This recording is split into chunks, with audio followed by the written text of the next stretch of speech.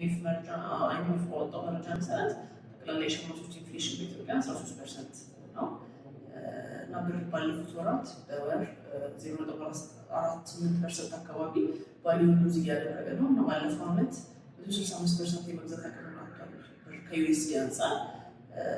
ይሄ ጠቅላላ የሀገሪቷን ኢኮኖሚ አፌክት የሚያደርግ ነገር ነው። በዛም አፌክት ከሚደረጉ ሴክተሮች ውስጥ አንዱ የሪል ስቴት ሴክተር ነው።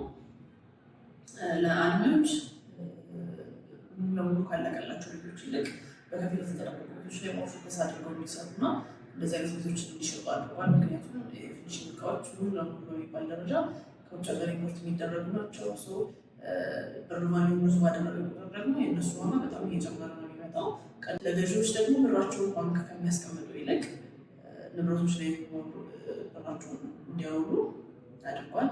ምክንያቱም ባንክ ቤት ተቀምጦ ከሚወልደው ወለድ ይልቅ ንብረት ገዝቶ እጅ ላይ ቆይቶ መሸጥ የተሻለ ትርፍ ስለሚያስገኝ ሰዎች ወደዛ ማዘንብለው